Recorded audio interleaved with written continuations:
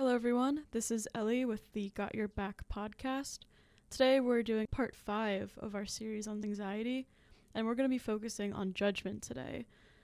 Judgment is a thing that we've all experienced in our lives, how it affects your ability to form relationships and connect with people. We're going to cover what is judgment, we're going to talk about why it matters, and then we're going to talk about some alternative ways of approaching judgment. We're going to be focusing a lot on our personal experiences with judgment, our learnings about it. So I'm Ellie. I'm one of the junior co-hosts of Got Your Back. I have been an active client for about 2 years now, and I'm finishing up my 5th year at Northeastern University. I'm Ritu. I'm a junior host of the Got Your Back podcast. I'm an active client of the mental health counseling, grounded in the 3 principles for about 2.5 years now. I just graduated from Northeastern University, and I was part of a 5-year program there. Hi, I'm Faith Escudero. I'm your host of Got Your Back podcast. I'm a licensed mental health counselor, school psychologist, special and elementary education teacher. Let's dive in. So, what is judgment? We are all using the power thought inside. We actually have 3 powers. One of them is the power thought. Whenever you're thinking, you're using the power called thought, and it's actually the ability to create. The opposite of that would be psychological listening, which we do talk about throughout the podcast, which you really want to understand that at greater levels. When we're thinking, when we're using the power called thought, there's basically 2 ways to use it. One is to say you like something or you don't like something. Something is good or something is bad. It's a very subjective way of using the power thought, and that's the simplicity of judgment itself. The opposite in live time, using the power thought, is using it where you're just experiencing something as is. You're understanding it as is. Here's an example. To use the power thought in an impersonal way, it could be, this is blue. And that's when you're seeing the objective facts about that thing. It's just simply what is. It is blue. The opposite way of using thought in that same circumstance would be, I like blue or I don't like blue.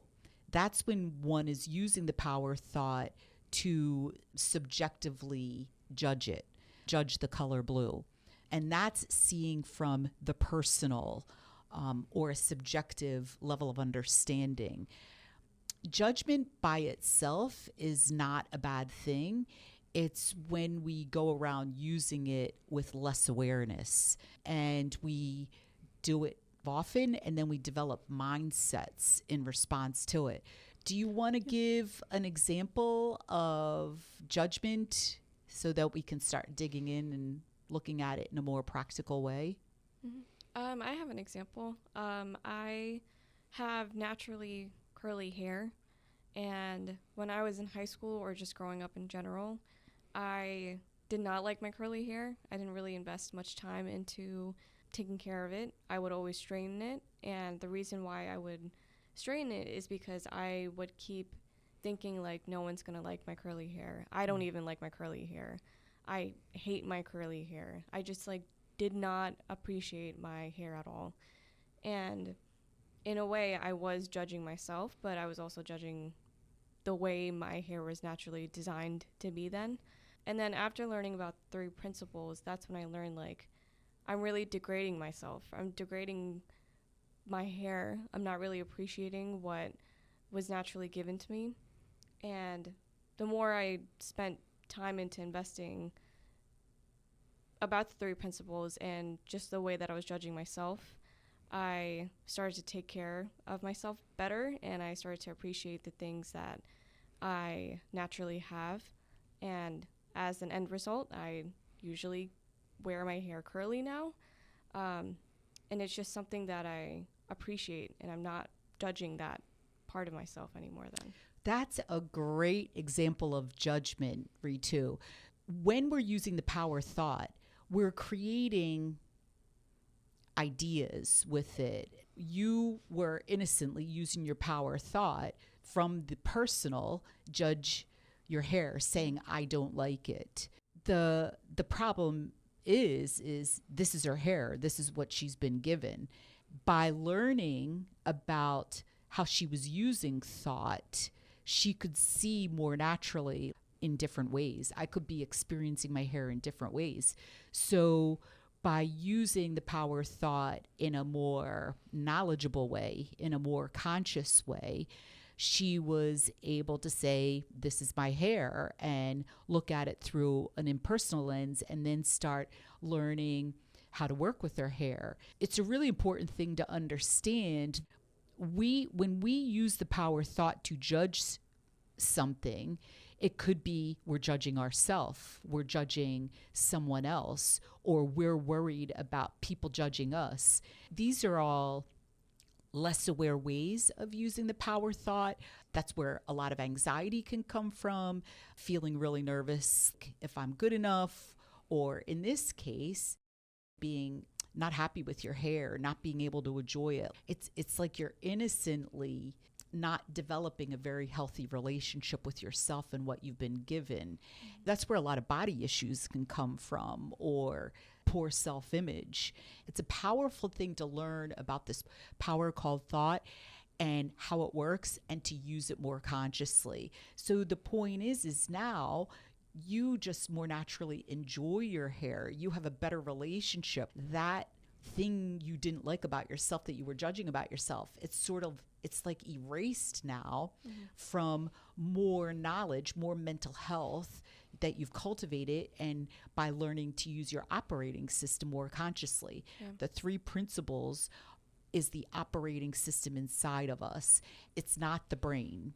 It's the power we have inside. It's mind, which is the source of the energy inside. It's the living energy.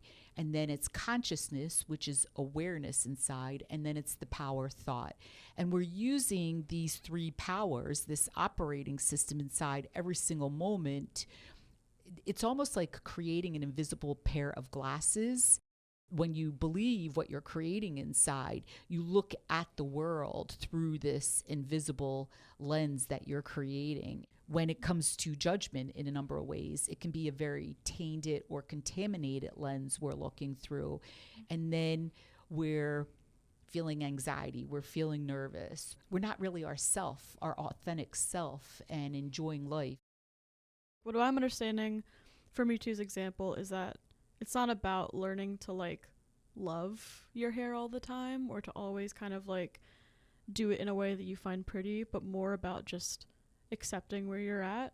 Is that on track, or could you talk a little bit more about that? When you put the power thought down and you just go into what we call psychological listening, you're seeing the facts about what is. You're experiencing what is. This is presence. Maybe there's some days your hair is more frizzy. Well, it's like, that's what is. Then you like accept it, or you appreciate it, and maybe you do your hair a different way. You're building a good relationship with your hair. So it's not like your hair is perfect or it needs to look a certain way.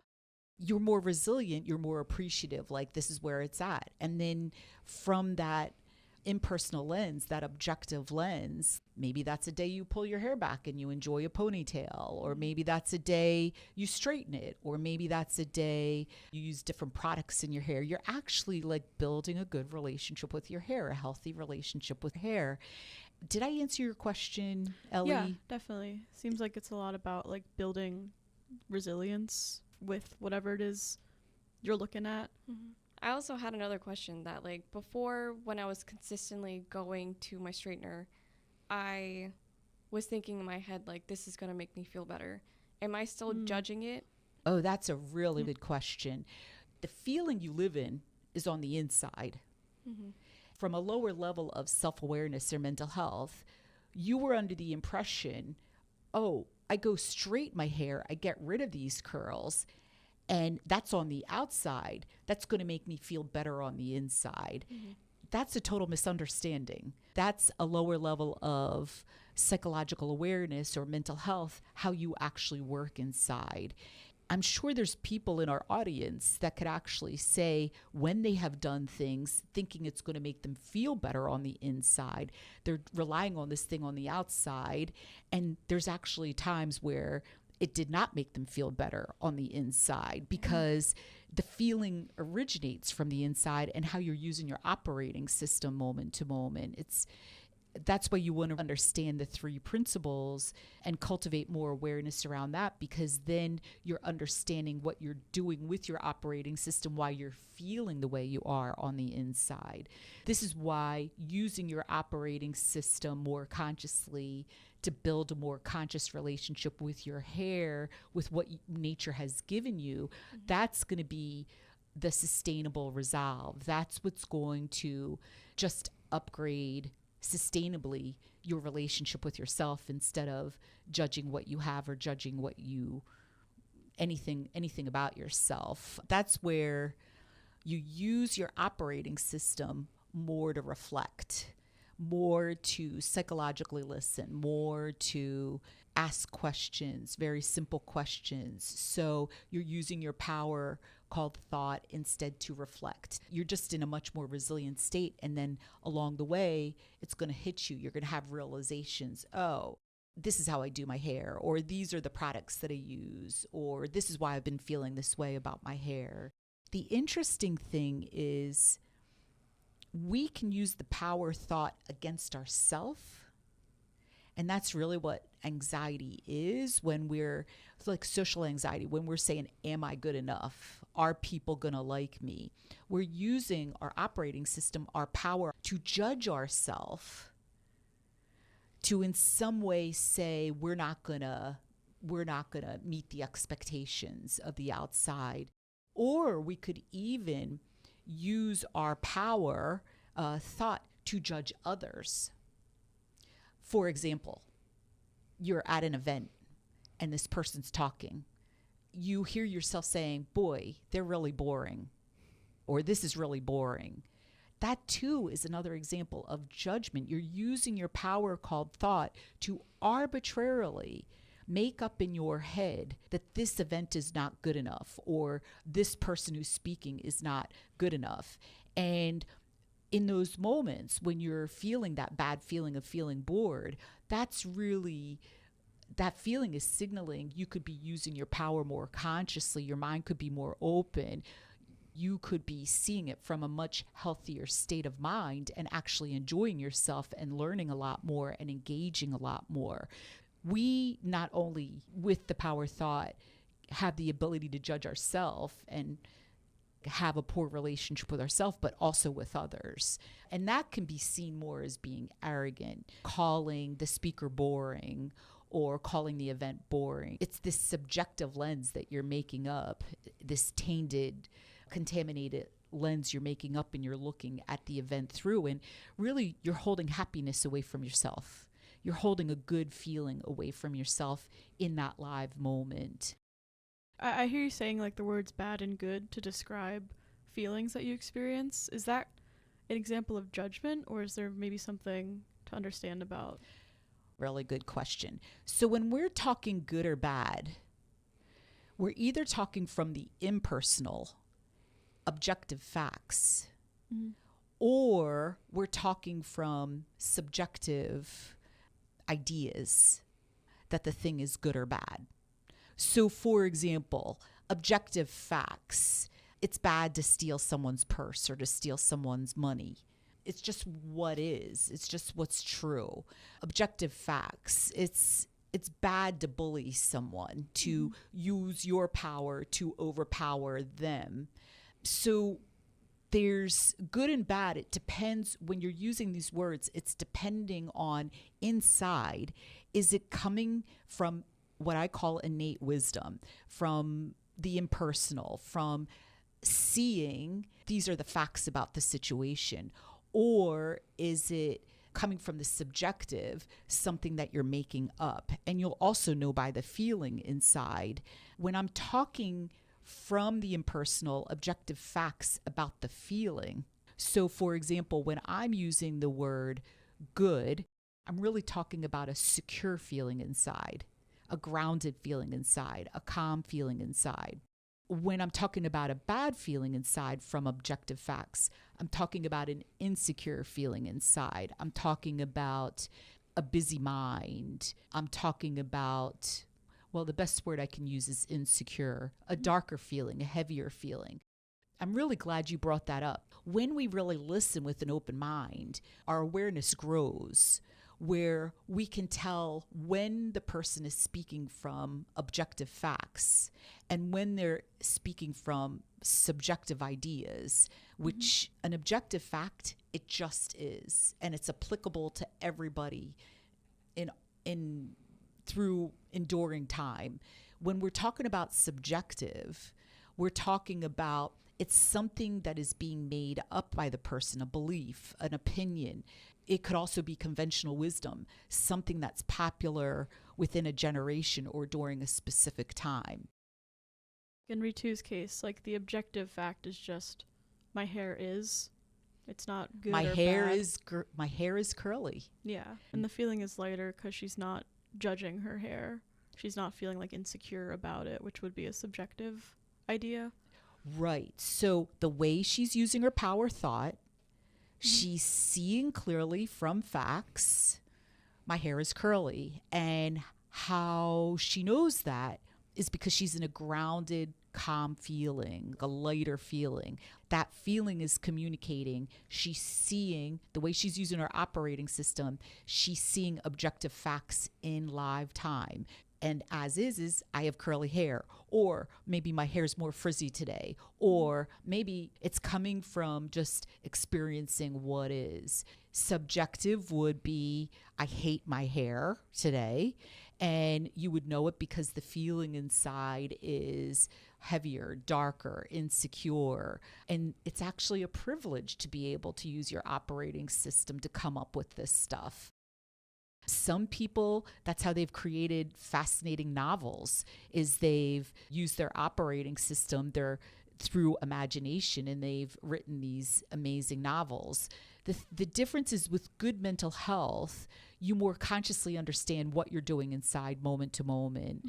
You're just more aware where the feeling is coming from, where the thoughts are coming from, where the experience is coming from inside. You're just able to be more resilient. It's basically increasing your self-awareness psychologically. When we're judging, it's understanding what happens when we judge. Number one, we're living in a less healthier feeling. Number two, understanding it's a subjective level of understanding, because whatever we're understanding, that's where our decisions and our actions are originating from. When you're understanding it's a subjective level of understanding, that's where you maybe will pause and not make any sudden or rash decisions. Like you'll take the steps inside to let your state of mind shift until you see more clearly and then make a decision. The problem is when we really believe in that subjective level of understanding as a fact, and then we start making decisions from it. And now we're starting to really get ourselves into something that's not favorable, or going to start heading down the wrong road where we're not going to be taking as good a care of ourselves. Can judgment affect your biology in any way? Really good question. So when you're using your operating system, your psychological operating system, the biology, our other part of ourself, they're almost like brother and sister, or sister and sister, or brother and brother, and they work together. And so when you're judging yourself, for example, just saying like, for example, a judgment could be, I'm really a failure. I just keep messing up at things, or I'm really stupid. Like all of that is judgment. You're basically saying with your power called thought, I'm not good enough. When that's happening, your biology is, number one, you're living in this heavier, darker feeling. Like it's almost like you have a black cloud over your head, but you're the one creating it innocently with your operating system, your power. Well, your biology, as you're living in this state, that's where parts of your body will tense up. That's where you don't just digest your food as well, like your stomach is in knots. That's where your breathing is more shallow or your heart rate is more elevated. When we are judging ourselves or others in live time, we're talking about, it's affecting our biology too. It's also really affecting our relationships, because if we have a lower level of understanding about whether someone loves us or whether someone is respecting us, our understanding is off in that moment. We could be maybe judging that they are really respecting us and loving us when the objective facts is they aren't. Or we could be from subjective saying they don't love us or they're not respecting us when they are. What happens is our decisions is coming from that level of understanding, and we're making mistakes in the relationship. That's where people can feel maybe stressed out, or maybe like later on, they can maybe, when the person's being honest with them, they could feel like they were lied to. Judgment can really throw a monkey wrench into relationships, a lot of misunderstanding. I did think it would be a good idea for us to get into respect today, but it's very simple. If you say you like this guy, you're really attracted to him, or you're really interested in him, or you have some kind of connection with this guy and you want to go further with it, it's important to, with an open mind, with psychological listening, be open to hearing what he has to say about it and to experience it as is, because you're going to make wiser decisions regarding it. Whether it could be maybe moving on to someone else who it's going to work more with, or he does really like you and you start getting really nervous and you start shutting down and not being able to have the conversation. That too is a form of judgment. To be able to understand how to have an open mind, use your operating system consciously, where you're experiencing as is the conversation of, do we go further, or is there anything really here of substance, or whether we both feel it's best to go forward. To listen and experience it as is, it's just going to be a win-win situation in the long run, and you're going to be more resilient. You're not going to be as all over the place or emotional within the conversation or after the conversation. I definitely have an experience where I was in a relationship where, this was before I started counseling, so I was in a much more unhealthy place, and there's definitely a lot of judgment in our relationship. Like, it would go from smallish things to, like, I did not like his music at the time. It was just like not a genre that I really resonated with a lot, or honestly just was kind of closed off to even experiencing. But then I was also judging, like, if he wanted to spend some time with his friends without me, I would kind of make up in my head, like, I would judge that behavior as not loving me, or just, like, not, like, he doesn't want to spend time with me. Like, he likes his friends more than me, like, kind of judging, I guess, like, what he was experiencing.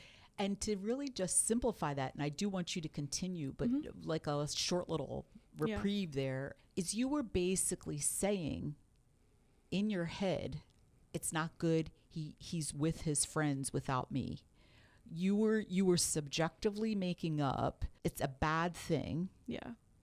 I don't like it when he's with his friends and he's not with me. You were innocently giving it all this meaning, when using your mind more consciously, your power thought more consciously, you could go into reflection and say, well, what does that mean when he goes and spends time with his friends and not with me? Does that mean anything? Sincerely asking questions and reflecting, and then you can have some insights about it. Or even with an open mind, genuinely being interested, genuinely wanting to understand, you could go to him and you can say, why are you interested in seeing your friends now and me not joining you? Like, please, like, tell me, I want to understand. And what you're doing is you're from that objective level of awareness, from the impersonal, you're starting to navigate your relationship more consciously. You're starting to understand each other more and connect more and work through things. So it really opens up a lot of doors within the relationship. But in those moments, you would feel distressed inside. You would not feel good enough. And then it would put a lot of pressure on him and on the relationship. And it was actually the relationship was going in the wrong direction. He probably felt the pressure from you or probably caused more problems within the relationship. So, I mean, and it's that simple.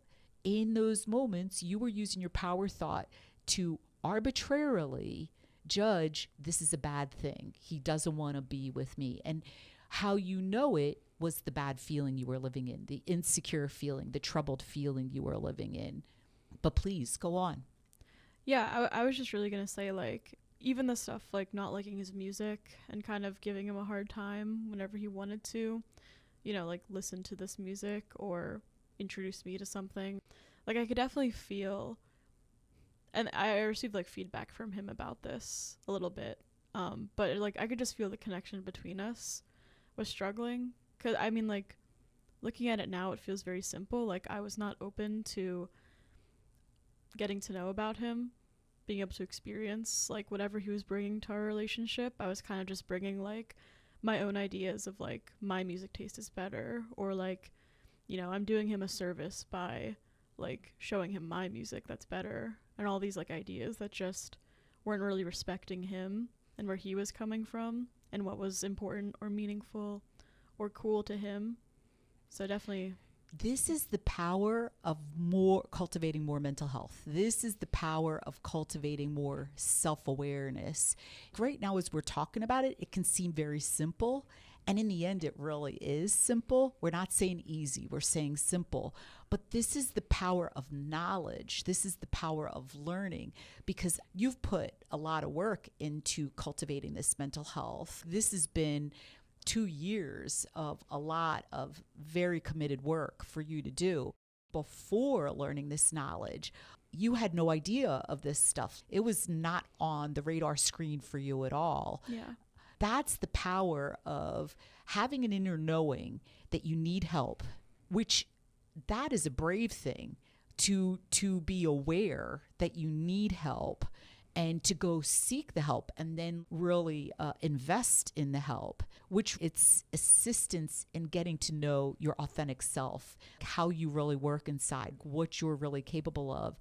It's some of the most practical, relevant work that you can do, because it's the foundation of your life and your relationships, whether it's your relationship with yourself, your relationship with personal relationship, a professional relationship, whether it's a relationship with money or time or your body or your biological health. Mental health is the foundation of our life. And here's the thing, every human being is using their operating system every single moment from birth to death to experience this life, to navigate their life, to every moment. It's coming from how you're using your operating system. And these are leading edge facts that have only been recently uncovered in the last few decades. So to be able, number one, to have the opportunity to learn this, that's a privilege that this science has been uncovered.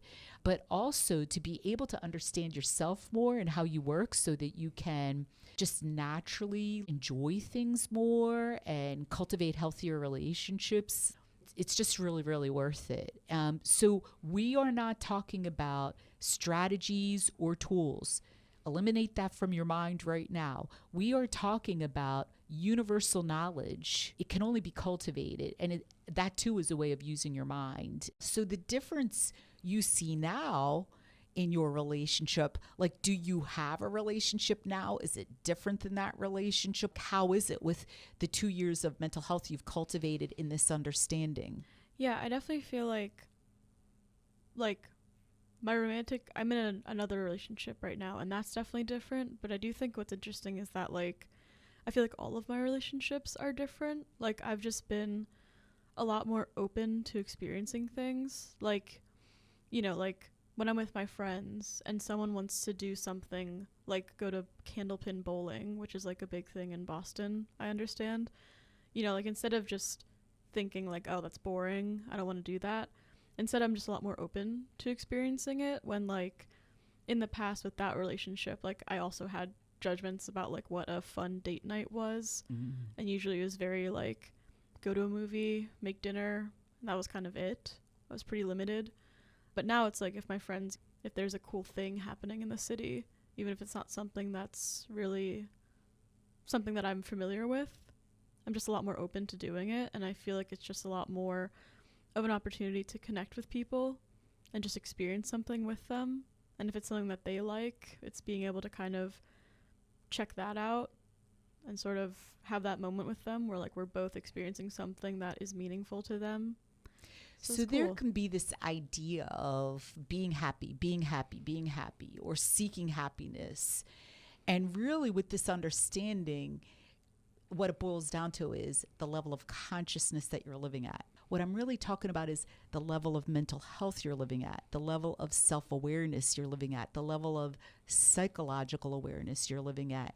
And the more we cultivate mental health intentionally, particularly in this understanding 3 principles psychology, a human being just naturally experiences greater and greater levels of consciousness inside.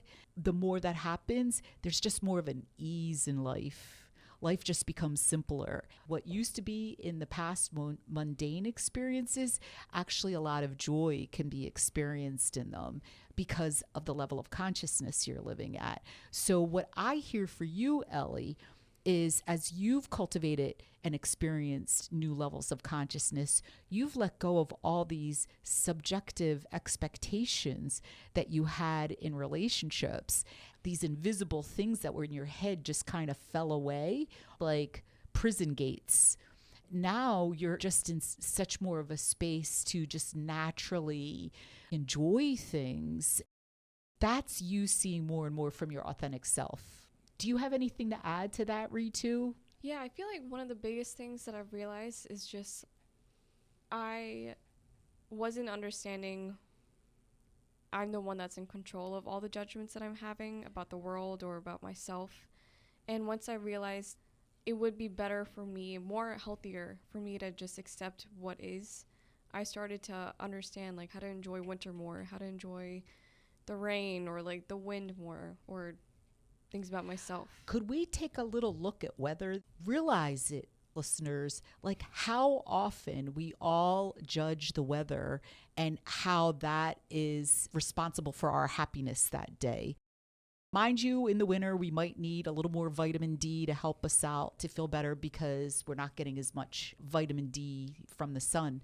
That's something separate. But we're talking about psychologically going outdoors and just experiencing the weather as is, appreciating it as is. That's psychological listening. And what we're talking about here is a lot of people will call it meditation, but really it's psychological listening. It's the state of no thought, no thinking. You're letting your power thought, almost like a magical paintbrush, stay in its container in that live moment. You're letting it stay on the table, and instead you're just receiving whatever is happening with the weather. You're allowing yourself to experience it as is, whether it's winter, whether it's summer, whether it's sunny, whether it's rainy. And it really opens up a lot of doors as far as being able just to enjoy whatever Mother Nature is doing. I've come to understand Mother Nature knows best when it comes to weather. I used to really dislike cold weather before I started using my operating system more consciously. I loved hot weather, being in the sun, sweating. As I was learning this myself, then I was living in New England for graduate school. What I would do is I would just go outdoors and I would listen, receive, notice and observe what my body was doing in response to the cold weather. I'd feel it on my face and I'd feel it myself experiencing chills. It's actually a privilege that your body is communicating, saying, oh, it's cooler right now.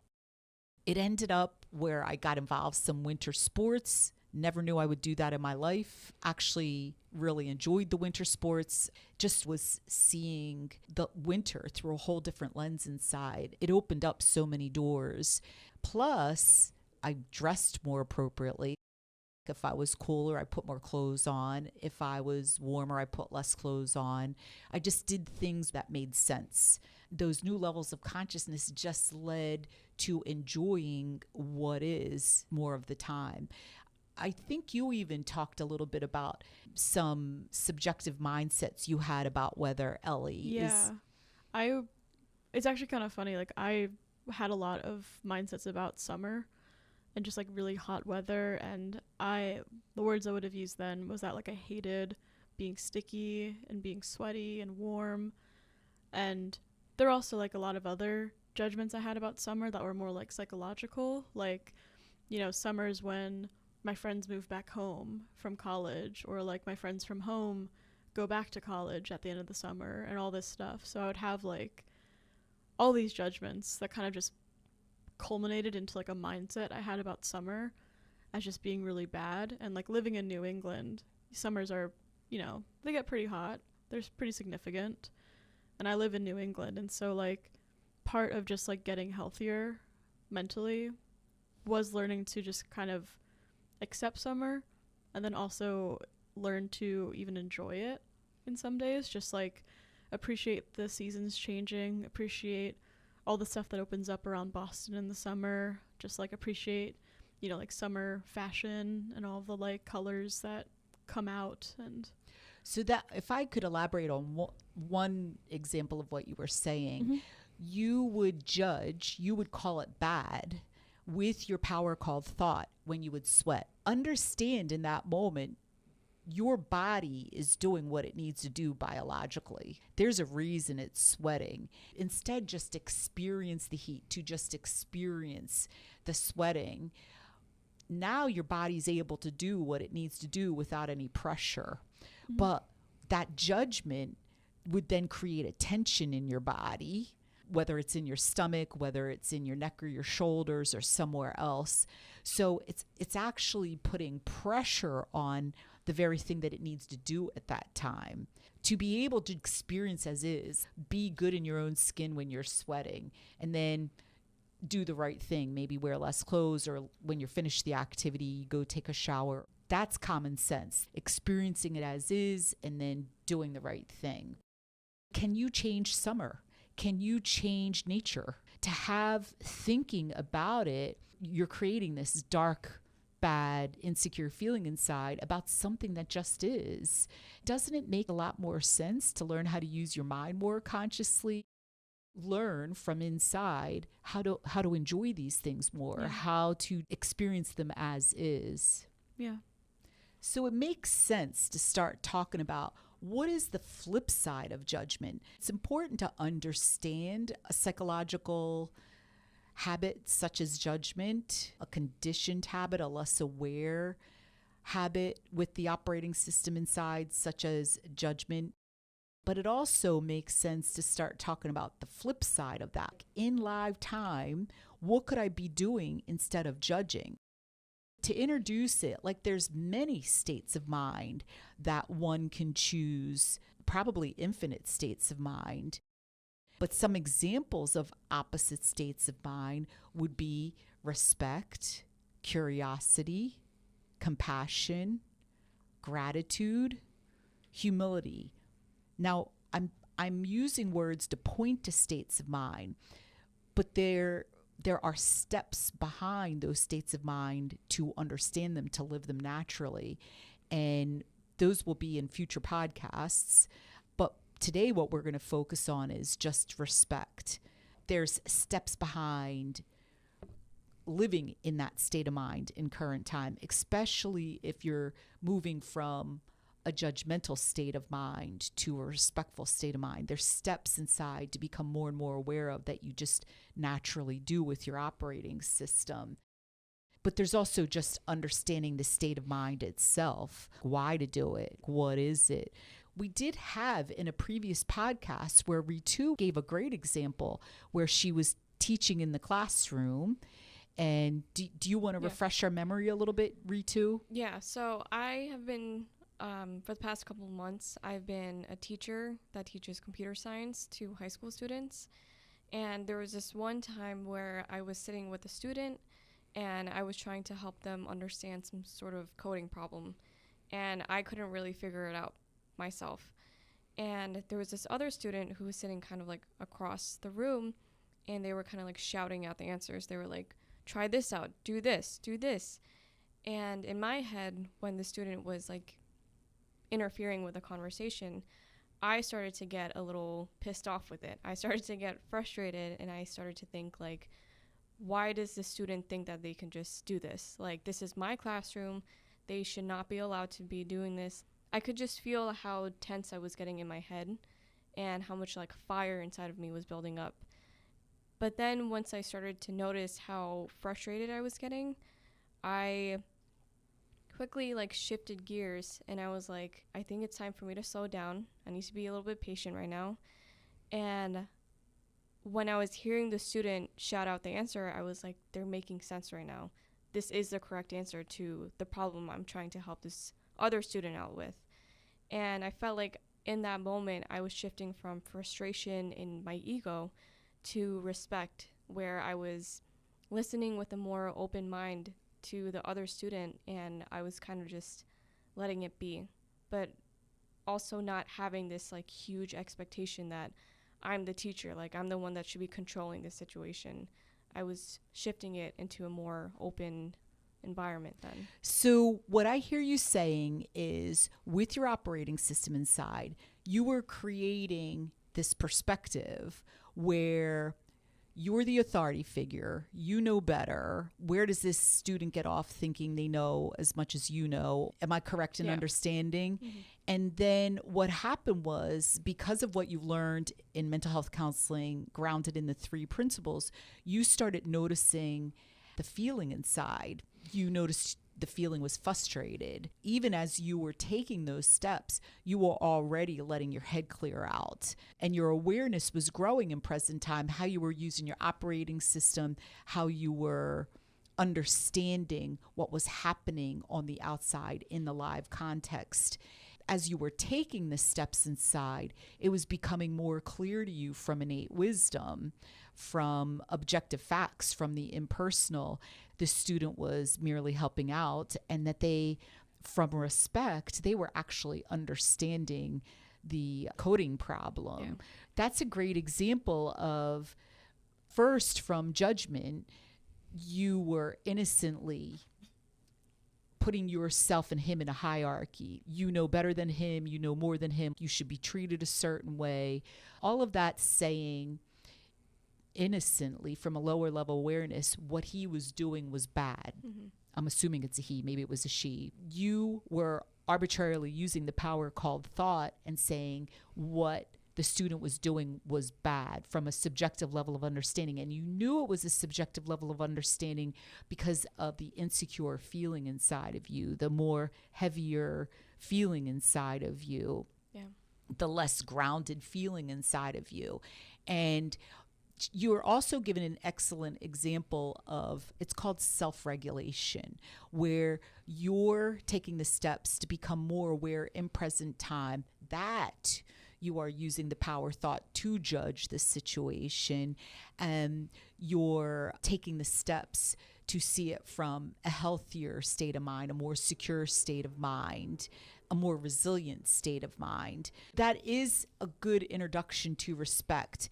There's a big misunderstanding about respect, and the mindset can be, I will respect you when you show me respect. Really, what's behind that mindset is the outside has to be doing something in particular for me to do the right thing on the inside, or for me to live in a healthier state of mind on the inside. With more psychological awareness, with more self-awareness, the feeling always originates from the inside. It's always what you're choosing to do with your power. And if you're choosing to withhold respect because the outside is acting a particular way. Number one, understand you're choosing to live in a bad feeling, because respect is a secure feeling inside. It's a grounded feeling inside. It's a calm feeling inside. So when you're choosing to view a situation from respect, number one, you're taking good care of yourself psychologically and biologically. You're actually the leader in this situation too, guiding it, navigating it to a healthier place, to a more conscious place. And these are actually the steps to creating peace in the world too. It's starting with peace on the inside, respect on the inside, a grounded feeling on the inside. And from that place, that's how peace can be created on the outside. That's where people can get on the same page, see eye to eye metaphorically. Can we talk a little bit more about like what respect is, like what it feels like, and I guess like how you know you're respecting someone, I guess? I'm speaking from realizations I had. Number one, this might be helpful. I was born and raised in Philadelphia, and there can be, in general, when I was growing up, maybe it's very different now, there can be kind of this fiery attitude, as Ritu was pointing to in our last example, this mentality of speaking up, maybe sometimes in some cases defending yourself or firing back. So growing up with those states of mind and then learning this understanding, I had a big realization one day. Respect is really about the feeling you're living in, and it's really about the choices you're making with your operating system. And when you're choosing to be respectful, you're choosing good mental health, because the feeling, it's a pleasant feeling. It's a grounded feeling. It's really about the choice you're making on the inside, no matter what's going on in the outside. And I can give you a great example of when the outside was less than optimal. And because of the awareness that I developed, I was able to do this state of mind. And a lot of it came from, as you had pointed out, Ritu, listening on the inside when I was getting fired up, reflecting, which we're going to get into, a very important way of using the operating system inside. And I'd have these realizations in live time when I wasn't being respectful, really what I was choosing. I do a lot of riding my bike to get from one place to the other. I currently live in the city of Boston. I really love using my bike, getting from one place to the other. So I was going to a doctor's appointment. I was riding my bike. I was in the bike lane. I was in the place I belonged. I could hear coming up behind me this car honking its horn. So as I'm listening with an open state of mind, I just had this feeling I should move off of the road, because the way the horn was being honked, there was some kind of problem happening, and it was just best to move out of the way. The car's at a red light. They're cursing profusely outside of their window at me, the bike rider, in the bike lane. They're just one zinger after another, calling me names, just really fired up. It looked very personal. They're speaking to me directly. They're speaking in this very angry, aggressive tone. But with an open, resilient state of mind, from respect, from greater levels of consciousness that I cultivated, I could just see they were not in a good state. It really had nothing to do with me, even though their language, they were looking at me, they were yelling at me, they were obviously saying things directed at me. I could just see that inside they were not in a good state. From respect, I told the driver, you really need to calm down. You're either going to have a heart attack or you're going to crash the car. It's really important for you to calm down. I was seeing their humanity. I was seeing this is not personal. This is a state they're living in. And that's the beauty of using your operating system, seeing from the impersonal, seeing from innate wisdom, seeing the facts. It was clear to me what was going on. I chose to still see the value in the human being. I was actually concerned about the human being, because the human being was obviously very, very troubled. I don't know if it was a temporary state.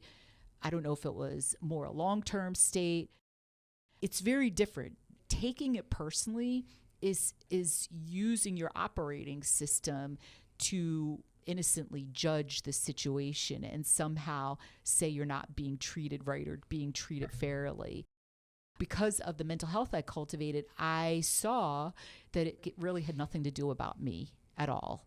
It had to do with whatever was going on inside of him, and he was lashing out in those moments. I also did say to him directly, you really need to be more respectful. It's really important for you to calm down and be more respectful for your health, for the safety of the traffic. I said it in a way that made sense at that time. When the light turned green and he took off and he was still yelling, I went up the hill. I actually said a prayer for him. Whatever it is happening that he heals from or understands more. I was in a very resilient state the whole time. But ironically, as I'm riding my bike up the hill, this person in this black pickup truck, he started beeping his horn as he's driving to my left, and he gave me the thumbs up and he said, you were awesome, right on. And I was just like shocked. That's an example of valuing the other person, being willing to see with an open state of mind. Honestly, it even resonated with some other people in the traffic. It was amazing, really a surprise. By being in a healthy, respectful state, I was able to navigate it more safely, more consciously, take better care of myself. Yeah. I was leading from the state of respect. I think the key thing to understand there too was not only my level of consciousness, my level of mental health. A big part of the intersection between judgment and respect is seeing the humanity in others, being open to seeing the humanity in others, understanding that the person next to you is just as valuable as you are. It's the willingness to understand the other person. It's the desire to understand, not even the other person, what's going on here right now. Instead of going into thinking, it's the desire to understand what is happening right now with a really open state of mind. Also, the willingness to possibly be wrong, or the willingness to maybe there's more to understand than I understand right now. It's like a bridge going from a more personal, subjective state of mind to a healthier state of mind, a more objective, impersonal state of mind, seeing from innate wisdom inside. Yeah, I think it's really interesting how simple it is, because I think in conventional wisdom, people say, like, you know, to respect yourself, you need to, like, defend yourself. So, like, in that moment, maybe you could see, like, fighting with that guy as, like, standing up for yourself and respecting yourself. Respect is doing what someone tells you to do and not really thinking about it and just going along with it. Standing up for yourself is really about, are you coming from insecurity when you're standing up for yourself, or are you coming from security when you're standing up for yourself? And trust me, standing up for yourself from a secure state of mind, a grounded state of mind, is way more powerful. And I'm sure you've even read stories or experienced yourself. Even when you said, the other example you said, going along with someone because of just like not thinking about it, like just because they said to. Or yeah, what you're really talking about right now is, are you being obedient, or are you making conscious decisions right there in that moment? Some of these sayings that exist out there, there's so much more to understand about it. If I would have come from an insecure state of mind, a personal state of mind, yeah, I would have probably started defending myself and yelling at him and gotten in a fight with him. And when those things happen, they're not effective at all. Number one, you're all worked up. You're living in this poor mental health. You're totally stressed out. This other guy, who knows what he's thinking or feeling, he's temporarily in your life. When you're standing up for yourself from security, from clarity, from using your mind consciously, you're grounded inside, you're good. All you're doing is clarifying, you're making things clear, you're setting good boundaries. I know that's what I was doing with him. I could see the man was really troubled. That I even got feedback from another driver on the road, beeping his horn and saying, like, right on. That indicates how powerful that is, standing up for yourself from respect, from a secure state of mind, a calm state of mind. it's not really the behavior that matters, the talking, the yelling, the driving, the running off. It's really about where is the behavior coming from inside? How are we using our operating system inside when we're doing the behavior? Is it coming from insecurity or is it coming from clarity? Is it coming from a subjective level of understanding or is it coming from an objective level of understanding? It's not really about the behavior. It's always about where is the behavior originating from? Where is the decision originating from inside? Can you talk a little bit about the difference between ego and respect? Ego when you're defending yourself versus coming from respect and trying to understand. I think that's a really good question. When we're coming from ego, ego is a thing. Ego is not an entity. It's a way of using the operating system inside.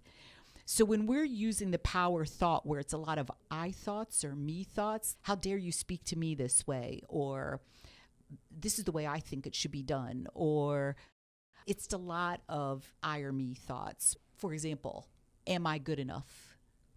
When we're talking about respect, there is no I or me psychologically. There's just a we.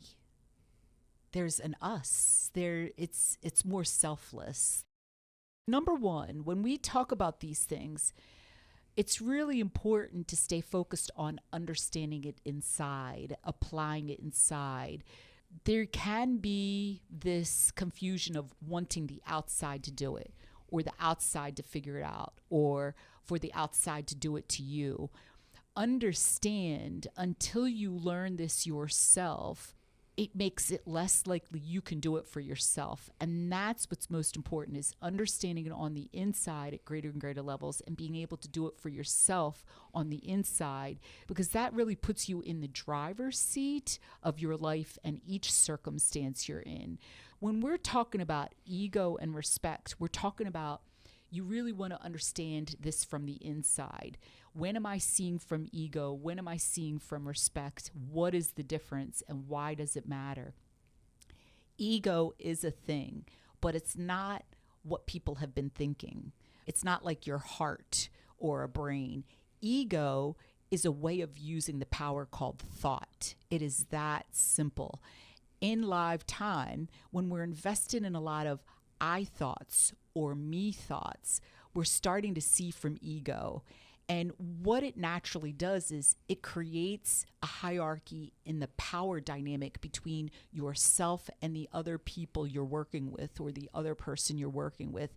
So for example, Ellie spoke earlier about her previous boyfriend. She would say she didn't like his music. Her music was better. From an ego point, she was saying, I, me, my music, it's a hierarchy, is much better than your music. She's coming from this subjective level of awareness, this opinion, this belief. Her boyfriend's music was less than. Ego creates this invisible hierarchy where it's like, I'm better than you. What I'm thinking and doing is better than you. What I'm thinking and doing is more relevant, more important than what you're thinking or doing. That is a way of using the operating system inside, specifically the power thought, which is actually the opposite of respect. When you're coming from respect, you're using the power thought where you're seeing the other person has as much value as you do. Your outside might be different. The person might be older. The person might have more education or more money, or you might have more education or money. So the outside can appear very different. But on the inside, you're both human beings. You both have the same operating system. You both have as much power on the inside as a human being. And so you're approaching it psychologically from that level of awareness that there's this equality psychologically. And when we're talking psychologically, it's very invisible. Like we're talking about connecting with another human being or listening to another human being. Respect is whatever they have to say or do. It has value. And it's understanding what is the value in what they're saying. It's having an open mind and saying, I really want to understand. what you're saying or what's going on with you. Respect, number one, it's starting on the inside. You're living in this really healthy feeling. You're living in this healthy state of mind. So you're being really good to yourself, and you're creating a healthy relationship with yourself. But then it's almost like the feeling or the vibe, you're laying out metaphorically the carpet of friendship, or the carpet of camaraderie, or getting on the same page. It's really, really powerful. Number one, people feel it. Like, even though that guy in the car was really worked up and he was really angry, at some level, he was feeling the respect that was coming from within me as I spoke to him. The thing is understanding those moments, he couldn't make me feel bad. I could only make myself feel bad with my operating system. If I would have started using my operating system to feel bad, then I'm actually empowering his ways of being. I'm actually letting them affect me. That's really powerful to understand from higher levels of consciousness, that man yelling at me, he has no say or control over how I feel or think. It's all about how I'm using my operating system. You can feel it when you do it. It feels very powerful. That it's coming from inside. You're very resilient. You're grounded inside. It's like being maybe on a horse, and no matter how much that horse jumps around, you don't fall off. That's respect. That's resilience. That's coming from respecting the horse's ability to jump around, and you're doing your own separate thing. You're staying in the seat. You're more focused on how you're navigating it or what's going on the inside. What's most telling is, number one, what habits are you developing with your operating system inside?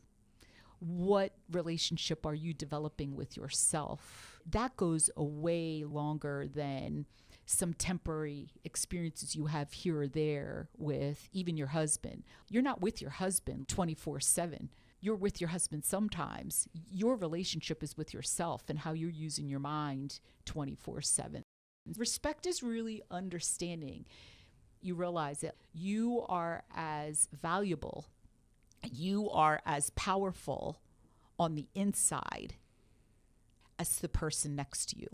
Yeah. Whoever they are, you see from the inside, they have value. They're a human being, right? And it's only with our operating system and the power called thought that we can create these hierarchies based on the outside. Oh, that person has more money.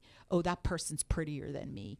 Oh, that person has more friends. But we're making that up on the inside with our power called thought.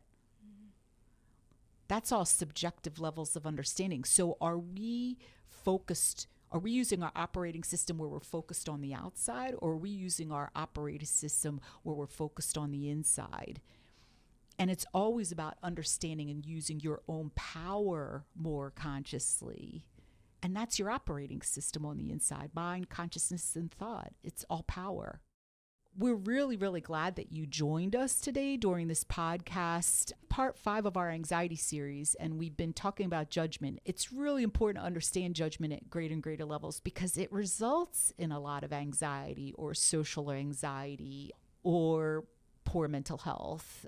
Because it's such an important topic, we are going to do part 2 of judgment for podcast number 6. We're going to go even deeper into some really relevant topics. I'm your host of Got Your Back podcast, Faith Escudero. I'm one of your junior co-hosts, Ellie. And I'm your other junior host, Ritu. Our next podcast, we're going to get into some really interesting and relevant topics just from our personal experience. Things like judging medical information or judging the way that people learn and how they think, and learning to view those things as differences, but not things that make you stupid or incapable or any of those other judgments. Every single one of us at some point in our life is going to go through some kind of medical possible crisis or confusion, whether it's with a family member or whether it's with ourselves. To learn to use our mind consciously during it makes all the difference in the world versus going into judgment, Huge difference. So it is so worth your time coming back, especially if you're going through something or one of your loved ones is going through something medically. And also this whole idea of being stupid or smart enough, really another important area to dig deep into as far as judgment. Really glad you brought that up, Ellie. It will be an important conversation. Looking forward to the next time you join us. Until then, bye for now.